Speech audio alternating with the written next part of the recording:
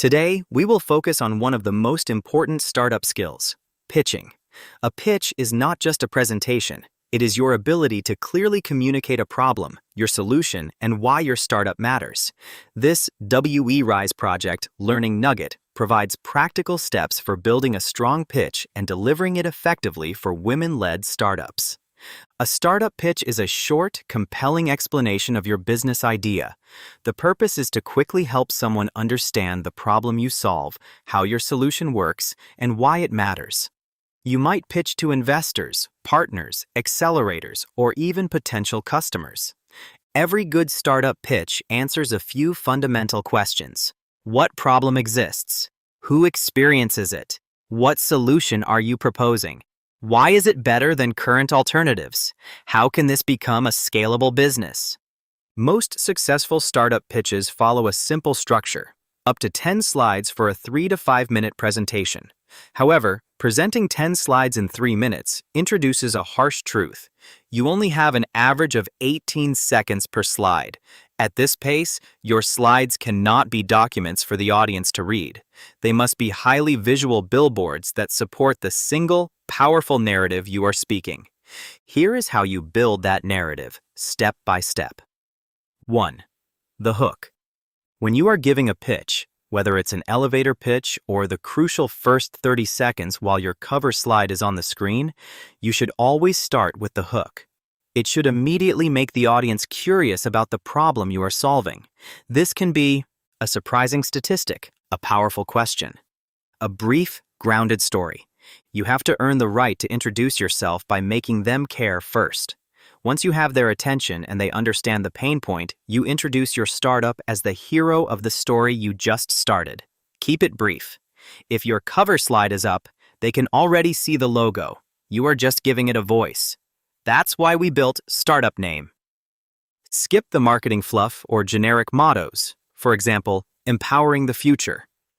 Replace your motto with a one-sentence value proposition that clearly explains exactly what you do to solve the hook. For example, we are a startup that helps target audience achieve the core benefit. 2. The problem. We have hit on the absolute golden rule of pitching. Investors fund solutions, but they buy into problems. If an investor does not deeply understand and believe in the problem within the first minute of your pitch, they will spend the rest of your presentation politely ignoring your solution. The vitamin versus painkiller reality. Investors are fundamentally risk-averse. They know that changing consumer behavior or corporate workflows is incredibly difficult. If your problem is just a minor annoyance, your solution is a vitamin, nice to have, but easily dropped when budgets get tight. If your problem is a bleeding neck, a critical loss of time, money, or efficiency, your solution is a painkiller. Customers will pay whatever it takes to stop the bleeding. The solution in search of a problem trap. Founders are builders, and it is natural to fall in love with what you have built. But audiences don't care about your tech. They care about what your tech fixes. Prove real pain with real metrics. Remove all hypothetical language, imagine if, and replace it with undeniable reality. Real pain is quantifiable. Prove it by showing the cost of the status quo in financial loss, time wasted, or extreme friction. Put a face to real users. Investors are bombarded with high-level statistics. Anchor your big numbers to a real specific user.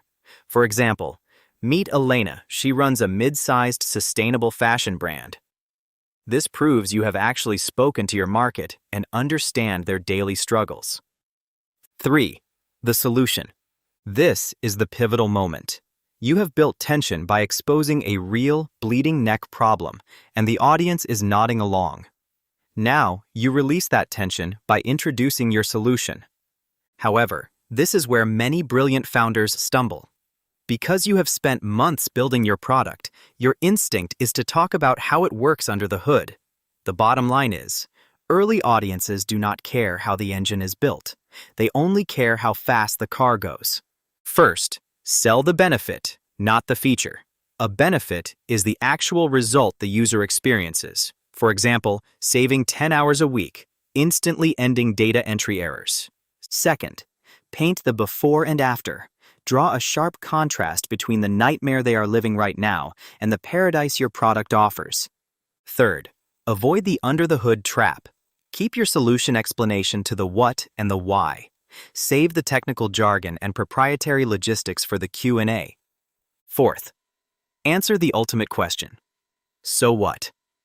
Every time you write a bullet point, ruthlessly ask yourself, so what? We aggregate data from 15 sources. So what? So users don't have to log into 15 dashboards. So what?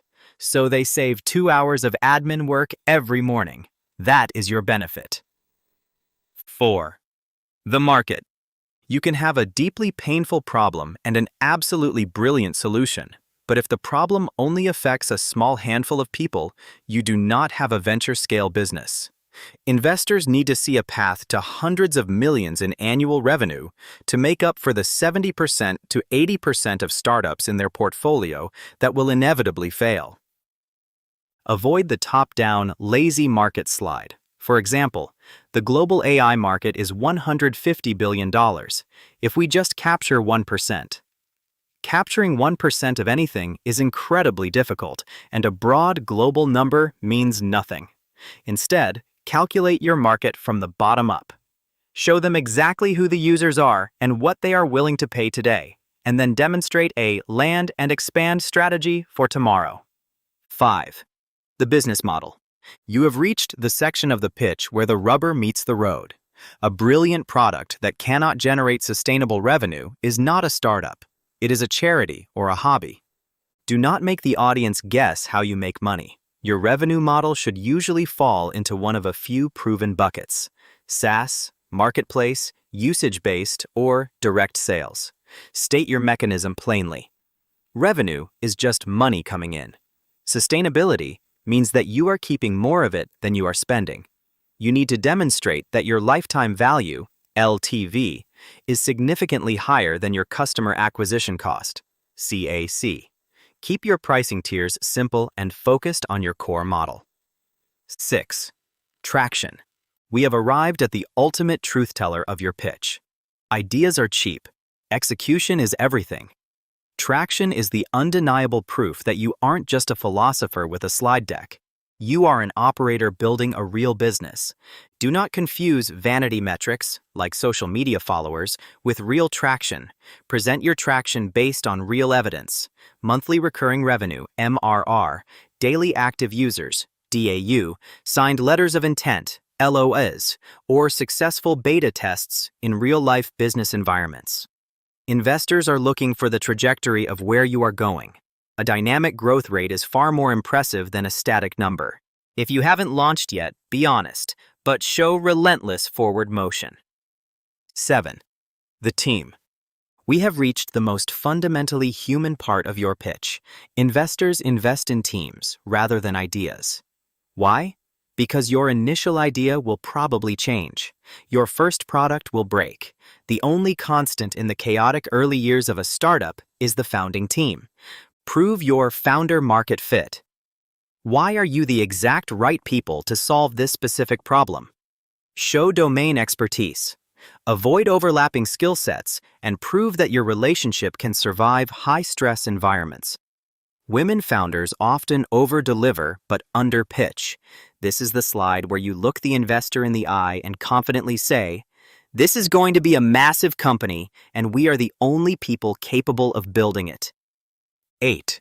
The ask and the close. We have reached the finish line. A brilliant presentation without a clear ask is not a pitch. It is just a TED Talk. You are there to do business. If you are raising capital, put the exact number on the slide. State the round and the amount. We are raising a $1.5 million seed round. Most importantly, sell the milestone, not the runway. Investors do not want to fund your survival. They want to fund your growth. If you are pitching to a mixed audience, give non-investors a way to help you too, like a warm introduction or honest feedback. Finally, keep the message simple and focused. Clarity always beats complexity. Remember, the only goal of a pitch is to get the next meeting. You do not need to explain every detail of how your business works. You only need to provide enough compelling, clear information to make the investor lean in and say, "Tell me more about that." Leave room for the audience to be curious. Good luck with your pitch and leave them wanting more.